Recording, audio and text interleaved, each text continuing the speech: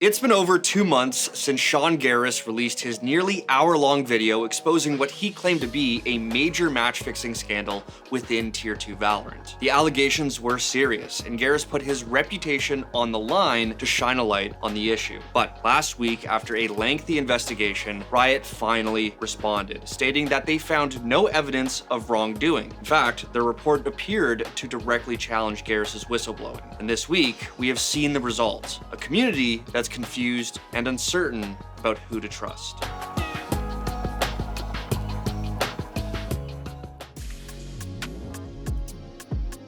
Before we get into the video, I'd like to thank our sponsor, Omen. This year, Omen has been sending us all across the world to cover the biggest events in esports, and thanks to them, we were at EVO in Las Vegas to capture the hype for all of you. Unleash your ultimate gaming potential with the Omen Max 16 laptop. Crafted for powerful performance, the Omen Max 16 is equipped with up to an Intel Core Ultra 9 processor, offering gamers desktop-level performance anywhere, encased in a light, portable body they can take on the go. Then there's also its groundbreaking new self-cleaning fan technology called Fan Cleaner. Powered by Intel, this built-in feature periodically reverses the fan's direction to prevent dust buildup for absolutely peak reliable performance. And for the first time ever, Omen gives players the ability to manually overclock their laptop CPU and GPU for max performance up to 250 watts total processing power without having to go into the BIOS. Thanks again to Omen for helping players navigate through any gaming obstacle to reach new levels with the Omen Max 16, now available at omen.com. And now, let's get back to our story.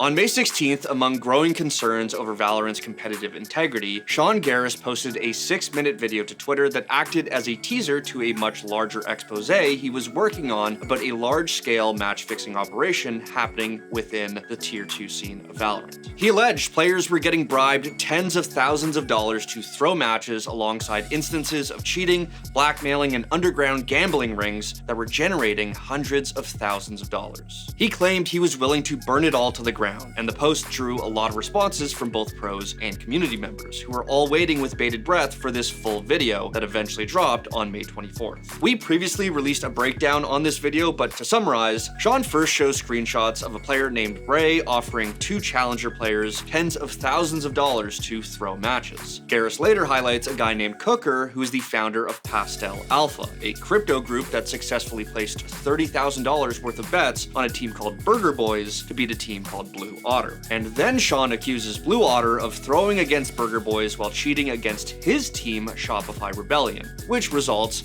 in the benching of one of the named players, Bob, despite the defense from the whole roster and Blue Otter. Then, while the community was waiting for Riot to conclude their investigation, Sean announced that he was stepping down from Shopify as GM. I wanted to announce that I will be parting ways with Shopify Rebellion. And it's not as bad as it sounds, I promise. The decision was made amicably. And on July 30th, we finally got an update on Riot's investigation, and they seem to have all but directly called out Sean by name in their statement. Riot starts by claiming that in their large joint investigation, which even included the International Betting Integrity Association, they found no evidence that supported Sean's accusations. They later go into more detail, claiming they reviewed gameplay data, account logs, user behavior, and even betting market activity tied to the matches in question, including the Shopify vs. Blue Otter match, as well as 6 others. But still, no signs of cheating, coordinated match manipulation, or betting-related misconduct. They also had their integrity partners look into the screenshots of betting slips and discovered that one of the images that was making the rounds online wasn't even for an NA Challengers match. Riot even reviewed internal protocols, including clean feed access and potential misconduct by Riot staff. And according to the report, the allegations were either unsupported, retracted, or based on third-party claims with no evidence. Riot also ran open source intelligence checks, mapped relationships, and spoke to teams and TOs, but still, nothing credible was found. So the highly anticipated conclusion to this months-long investigation was nothing happened. There was no evidence to support really any of the accusations. And once again, the reaction went one of 2 ways: people who took Riot for their word, and those who believe they were covering things up to protect their image. Now, a consensus split like that is par for the course in esports, but what I find the most interesting about these results is the last section in Riot's statement regarding whistleblowing. While they agree that whistleblowing is important for the sake of competitive integrity, they also say, quote, false, exaggerated, or unfounded accusations can disrupt lives, divert resources from genuine issues, and undermine trust in the integrity process. And the risks of accusations like this was something that Shroud even pointed out when Sean first released his video. You could maybe potentially think somebody's match fixing, but in reality they're just ass.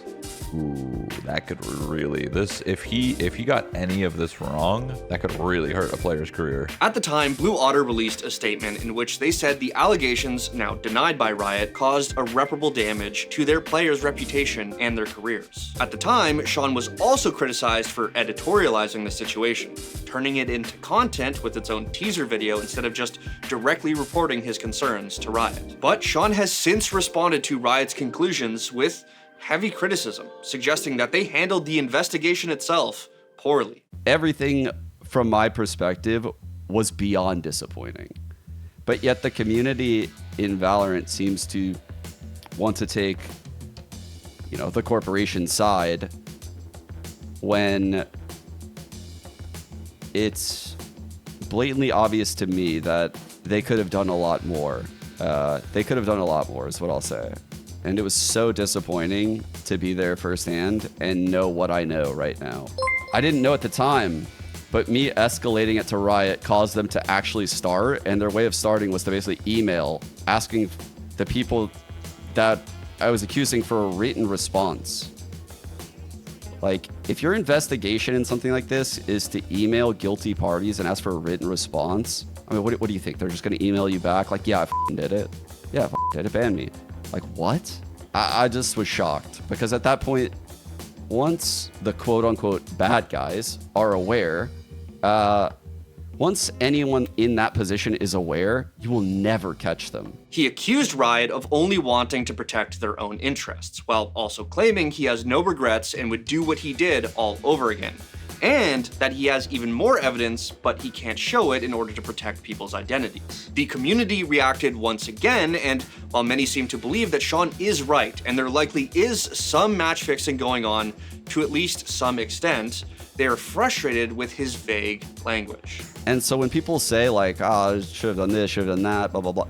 No, you don't know what I know. Like you just don't. For the time being, that's pretty much where we stand. Blue Otter and those accused are vindicated while Sean stands by his accusations. As for me, I do believe Riot's report, especially considering all the outside partners also investigating. At the same time, there is simply too much money to be made on betting and gambling for instances not to occur. But if you're going to take a shot like Sean did, you have to make sure your evidence is rock solid because people's lives hang in the balance. Still, let me know what you think about this entire situation. Did Riot do their due diligence? Was Sean acting on emotion rather than evidence? Regardless of what any of us think, I'm sure this story is far from over. I do find it interesting that his content after the video was released has basically just switched to Counter-Strike 2. I don't know if that's, some people speculate it's a result of the relationship sort of souring. I don't know if it's just like he's so frustrated and he feels like let down, or if it's because he soured the relationship with Riot.